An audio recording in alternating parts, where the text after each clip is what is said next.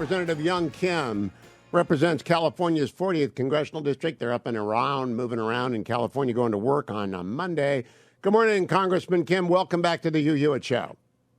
Well, good morning, Hugh. Thank you for having me from the great state of California, from 40th District, where it is home to former President Richard Nixon and Yorba Linda. I know Congressman Kim was my congresswoman when she was when I was running the Nixon Library again, and I know Jim Byron loves it when you come by to the Nixon Library, Congresswoman. But do you have Cal State Fullerton in your district? Oh, I no longer have Cal State Fullerton, but I am lucky to have Chapman University and Rancho Santiago community colleges and other wonderful higher learning institutions. Now, I do not believe Chapman has had the anti-Semitic outbursts that we've seen from Harvard to the University of California, San Diego, and from Michigan down to Florida.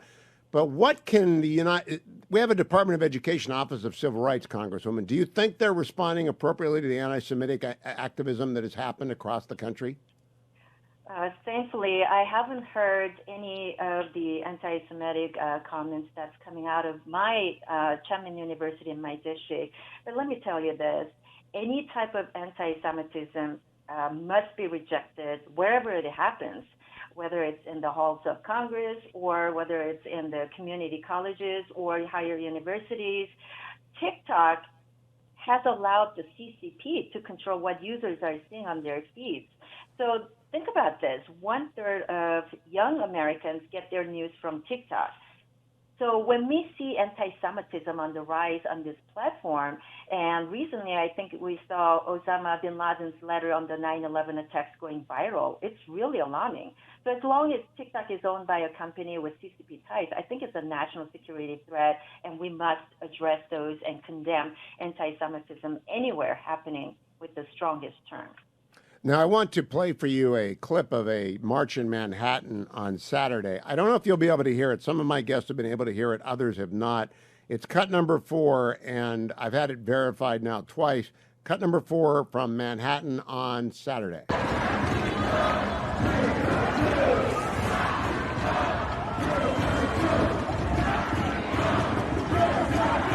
Congresswoman, did you hear that clear enough? Can you make out what they're saying?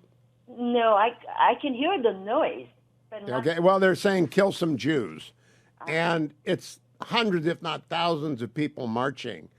Do you think the Department of Justice has sent people from the Office of Civil Rights to see whether or not this is happening under color of state law? Because it is permitted marching. Well, for that particular incident where that's happening, I'm not sure if FBI has sent any, number of law enforcement to go out there. So I wouldn't be able to comment on that at this point. All right, let me turn to General Secretary Xi of the Communist Party was invited, and the red carpet was rolled out for him in San Francisco. Now, you don't represent San Francisco, but you're part of the California delegation. What did you make of the dictator's visit to California? Well, first of all, Governor Newsom and San Francisco politicians really cleaned up that city in quick record number of time, didn't they? They did roll out the red carpet, as you said, while trying to sweep the crisis facing Californians under the rug. That makes no sense to me. Governor Newsom should have stopped looking himself in the mirror and pay attention to what is really, really happening in the state of California. California, I should say, is infested with crime, homelessness, especially in San Francisco. We have crime crisis, energy crisis, fentanyl, affordability crisis, but he has not addressed those. So Xi Jinping coming to California, I know Governor Newsom had recently traveled to China to really spend a week parading around China as CCP's propaganda, signing MOUs on climate change with the world's largest emitter of greenhouse gases, right? He was taking photos, doing a photo ops, everywhere he went around China. So I am really perplexed about how Governor Newsom and, the local San Francisco politicians really went out of their way to welcome a dictator. Now, Congressman Young Kim, that's who I'm talking to for the benefit of people just tuning in. She represents California's 40th congressional district. During the last few years, when criticism ramped up of the Chinese Communist Party and Xi, we have heard repeated warnings that this will result in anti-Asian discrimination. I don't mind those warnings. Mike Pompeo always said, let's be careful here. We're talking about the Chinese Communist Party, not Chinese, certainly not Chinese Americans. But we've heard nothing like that vis-a-vis Israel and Jewish America. I mean, literally, the difference between the rhetoric surrounding tough rhetoric on China versus tough rhetoric on Israel is night and day. What explains that to you?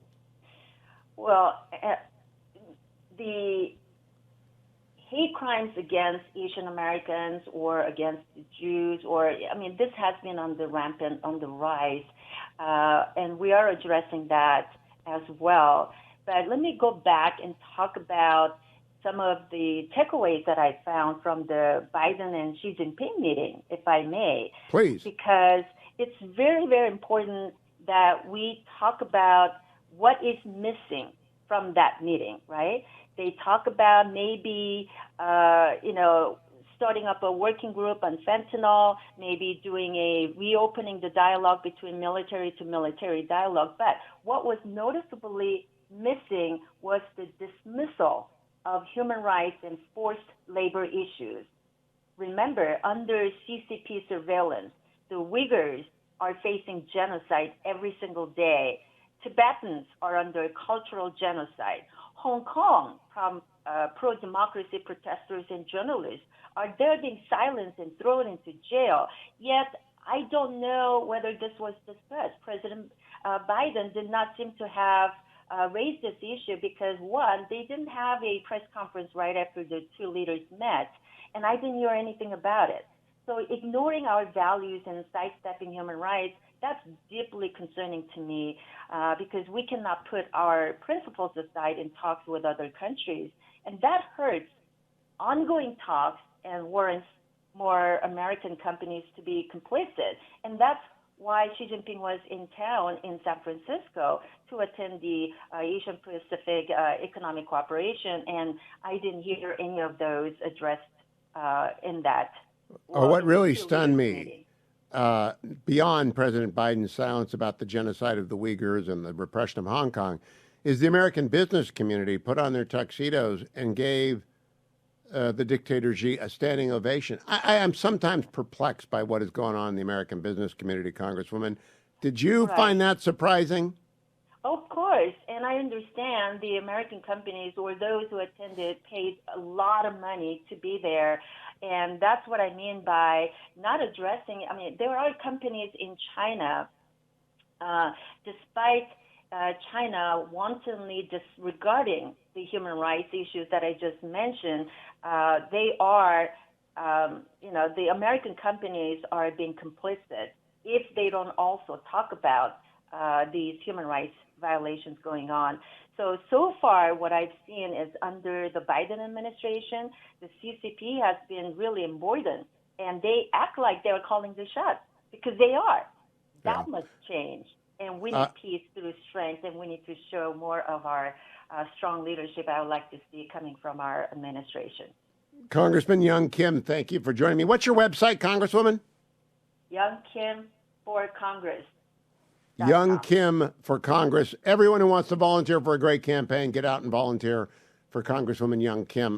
Democrats have got her targeted again. On Twitter and on social media at Rep Young Kim. At Rep Young Kim. Thank you, Congresswoman.